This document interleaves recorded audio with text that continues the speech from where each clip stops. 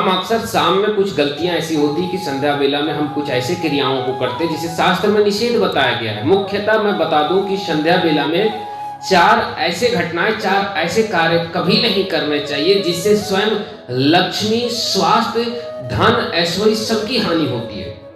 कभी भी संध्या वेला में कुछ ऐसे घटनाएं हमारे शास्त्र में कहे गए, कुछ ऐसे कर्म कहे गए जिसे निषेध बताया गया है। और केवल एक ग्रंथ में नहीं, सिर्फ कई ग्रंथों में कहा गया, जैसे मनुस्मृति में भी कहा गया है। और इसी बात को श्रीमद् भगवत महापुराण में सुखदेव जी महाराज राजा परीक्षित से कह रहे कि सुनो परीक्षित, संध्या वेला में क्या क्या नहीं करना चाहिए। जब कश्यप ऋषि की घटना बता रहे हैं कि हिरण्याक्ष और हिरण्यकश्यप का जन्म हुआ था। तो देखिए, संध्या वेला में अगर आपको कुछ करना है तो पहले मैं करने वाला कार्य बताता हूं, क्या करना है, फिर मैं बताता हूं क्या नहीं करना। संध्या वेला में कभी भी घर के दरवाजे को बंद नहीं रखना चाहिए। मुख्य दरवाजे को हमेशा खोल दे और उसके सामने बैठ जाए, या फिर आप मुख्य दरवाजे को खोल दे। दूसरा, अपने घर में प्रकाश की ज्वलित करें। हमारी पुरानी परंपरा है कि दीपक अवश्य जलाना चाहिए, क्योंकि संध्या वेला में कहा जाता है कि लक्ष्मी का स्वयं आगमन होता है, इसलिए दीपक अवश्य जलाना चाहिए। और तीसरी बात, अगर घर के दरवाजे के सामने अगर आपने गेट को खुला रखा है, दरवाजे को खुला रखा है, तो आपके घर में बड़ा शुभ, सकारात्मक और आपके बच्चे पर बड़ा अच्छा प्रभाव पड़ेगा, आपके कुल पर अच्छा प्रभाव पड़ेगा। क्योंकि संध्या वेला में शास्त्र के अनुसार से भगवान शंकर भ्रमण में निकलते हैं गली गली, तो उस समय उनकी दृष्टि जहां पड़ती है, उनकी दृष्टि से ही संसार की कल्याण हो जाती है। तो आपके ऊपर अगर दृष्टि पड़ गया तो आपके घर के ऊपर, तो आपका घर अच्छा रहेगा। तीसरी चीज, संध्या वेला में बच्चों को खेलने के लिए घर से बाहर भेज दे, क्योंकि उस समय अगर बच्चा खेलेगा तो बच्चा अधिक स्वस्थ रहेगा। और ये वेद भी कहती है और ये आयुर्वेद भी कहता है। संध्या वेला में अगर आप बैठे हो तो थोड़ा सज धज कर बैठे, थोड़ा अच्छे से बैठे, पैर हाथ को धो करके बैठे। लगना चाहिए कि हाँ आपने बैठा है। फटे पुराने वस्त्र, गंदे मैले कपड़े पहन करके दरवाजे या फिर ना बैठे। घर में भी ऐसे पुराने फटे हुए कपड़े ना पहने, थोड़े शुद्ध अच्छे कपड़े को पहने। संध्या वेला में वस्त्र इत्यादि शुद्ध होना चाहिए, अच्छे होना चाहिए। थोड़ी सी पानी मार ले उसमें। आपके कपड़े और आपकी वस्त्र और आपका भोजन, यही 3 जितना शुद्ध रहेगा उतनी ही आपकी मस्तिष्क शुद्ध रहेगी। और जितना मस्तिष्क शुद्ध रहेगा उतना मन शुद्ध रहेगी, और जितना मन शुद्ध रहेगा उतना ही मन में ईश्वर का वास होगा। ये तो हो गई संध्या वेला में आपको क्या करना चाहिए। अब देखिए, शास्त्र कहता है कि क्या नहीं करना चाहिए। हमारे मनुस्मृति में भी इस बात को स्पष्ट लिखा गया है कि क्या करना नहीं चाहिए। तो लिखा गया है, वारी खलु कार्याणि संध्या काली विवर्जयते, आहारम मैथुनम निद्रा स्वाध्याय चतुर्थकम। देखिए, संध्या वेला में 4 काम नहीं करने चाहिए किसी भी भूल से। पहला, मैथुनम, ये क्रिया नहीं होना चाहिए। पति पत्नी के मध्य में लाभ संबंध हो इस बात का, लेकिन संध्या वेला में इसे विवर्जित बताया गया। संध्या वेला में कभी भी स्त्री पुरुष के मध्य में संबंध नहीं बनना चाहिए। अगर ऐसा होता है तो आपके कुल में जन्म लेने वाला जो संतान होगा बड़ा दुराचारी और पापी और नीच होगा, इसलिए ऐसा नहीं करना चाहिए। उसके बाद निद्रा, संध्या वेला में मैंने कहा कि बच्चों को खेलने भेज दे, क्योंकि सोना नहीं चाहिए। अगर आप संध्या वेला में सोते हैं तो कहा जाता है कि अगर आप संध्या वेला में सोते हैं तो पढ़े हुई चीजों को भूल जाते हैं, कि विद्या कमजोर होती है, आपका बुद्धि कमजोर होता है और शरीर में कई प्रकार की रोग आती है। ये मैं नहीं कह रहा हूं, ये आयुर्वेद भी कहती है कि अगर संध्या वेला में कोई मनुष्य सोता है, अत्यधिक सोता है शाम को, तो उसके शरीर में कई प्रकार की बीमारी आती है। शाम में नहीं सोना चाहिए।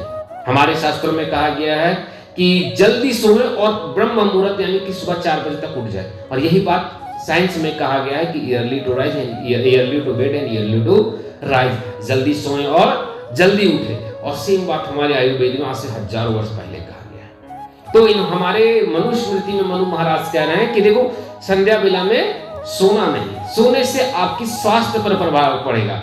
आहारम, भोजन नहीं करना चाहिए। भोजन कभी ना करें। अगर आपने भोजन किया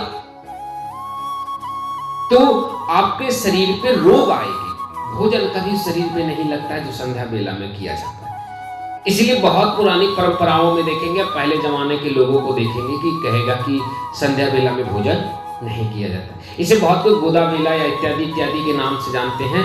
तो इस समय भोजन क्या है, वर्जित है।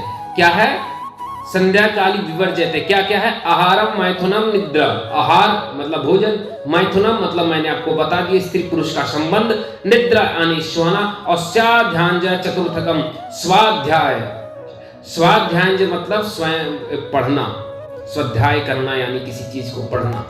ये कभी मत कीजिए, खेलिए कूदिए, संध्या बेला में हस्त पुष्ट रहिएगा। आप संध्या में जितना कहिए करिएगा। हमारे यहाँ शास्त्रों में कहा गया है कि सुबह पढ़िए तो फायदा, शाम में पढ़िए तो हानि। सुबह भोजन कीजिए तो फायदा, शाम में हानि भोजन कीजिए तो नुकसान। प्रातः काल तक सोइए, यानी सुबह ब्रह्म मुहूर्त तक जितनी गहरी नींद में आप सो सकते उतना फायदा, और संध्या बेला का 4 बजे के बाद आपने सो लिया तो उतनी हानि। उसके बाद आपकी जो संबंध बनाने की प्रक्रिया है, यह शास्त्र केवल रात्रि के समय देती है कि जब इंसान शांत बैठ जाए, जब समाज सब सो जाए, तभी यह क्रिया को करना चाहिए, इत्यादि नहीं। इसलिए हमें अपने आप में यह ध्यान रखना चाहिए कि अगर कितना भी उत्तेजना हो जाए, कितनों भी हमारे काम वासना जागृत हो जाए, कितनों ही हमें भूख लग जाए, कितनी भी तेज से हमें नींद आ जाए, हमें सिर्फ संध्या बेला में प्रयास करना है कि हम इन चीजों से बचे। क्योंकि अगर हमने ऐसा किया तो याद रखिएगा शास्त्र को भी तोड़ेंगे और नियमों को भी तोड़ेंगे। इसीलिए श्रीमद् भगवत महापुराण में कहा गया है कि जब कश्यप जी महाराज की पत्नी ने बड़ा परेशान किया तो कश्यप जी महाराज ने उनके साथ संबंध तो बनाया, लेकिन उससे जो पुत्र उत्पन्न हुए हिरण्याक्ष और हिरण्यकश्यप हुआ तो रोने लगी जब उनकी पत्नी। तो कश्यप ऋषि जी को दया आ गया तो उन्होंने कहा कि ठीक है, तुम रो रही हो, बिलख रही हो, तो जाओ मैं तुम्हें वरदान देता हूं कि तुम्हारी ये 2 दुष्ट पुत्र स्वयं नारायण के हाथों से मरकर मुक्ति प्राप्त करेंगे और युगों युगांतर तक ये जाने जाएंगे। और दोनों के लिए नारायण को 2 रूप का धारण करना होगा, हिरण्यकश्यप और हिरण्याक्ष, यही 2 भाई बने। और इसका कारण था कि भगवान शंकर संध्या बेला में भ्रमण को निकलते हैं, और उस समय अगर कोई ऐसी क्रिया करे तो भगवान शंकर का बड़ा दुर्भाव उन पर पड़ता है, क्योंकि शंकर के साथ उनके गण प्रेत इत्यादि भी निकलते जो कि हमेशा प्राण को ढूंढते रहते कि हम किसके अंदर वास करें। तो कभी कभी दुराचारी भी भगवान शंकर के पास पहुंच जाते हैं, अपने कल्याण के लिए उनके पीछे पीछे घूमते हैं कि काश इनकी कृपा बरसे और हमें मुक्ति मिले, क्योंकि नरक इस पृथ्वी लोक के ईश्वर शंकर हैं, शमशान के वासी शंकर हैं। तो जब उनसे शंकर से अगर ना उनके कुकर्म धुले तो वह शंकर की कृपा से किसी और के शरीर में प्रवेश कर किसी और के माध्यम से अपने कुकर्मों का दान कर देता है। इसलिए इन 4 क्रियाओं को कभी भी संध्या बेला में ना करें। और नित्य हमारी संध्या को कथाओं को सुनने के लिए आप वृंदावन अगर पहुंचे तो आप हमारे आश्रम में अवश्य पहुंचे, जो कि परिक्रमा मार्ग से पानी घाट से थोड़े आगे श्याम कोटी के पीछे नारायण कृपा धाम है। उसी में मैं नित्य संध्या 6 बजे से कथा करता हूं। और आप अपने प्रश्नों को चाहे तो प्रत्यक्ष रूप से हमसे पूछ सकते हैं कि यह प्रश्न किसी ने हमसे बिना नाम बताए पूछा था कि आप बिना नाम मेरा लिए बिना कुछ बताए आप सीधा इस प्रश्न का उत्तर दे। तो माता जी मैंने इस प्रश्न का उत्तर दे दिया। अब आप हमें कमेंट बॉक्स में बताएं कि प्रश्न से आप संतुष्टित हैं या नहीं है। आपका प्रश्न था कि संध्या वेला में क्या क्या करना चाहिए और क्या नहीं करना चाहिए, संध्या वेला में किस नियमों का पालन करना चाहिए, तो मैंने आपको पूर्णतः उत्तर दे दिया। कृपया अगर वृंदावन आए तो आप हमारे पास हमारी कथा को सुनने के लिए शाम 6 बजे आए और हमारे चैनल से जुड़े और हमारे यहाँ पे भी कथा को जरूर प्राप्त करें।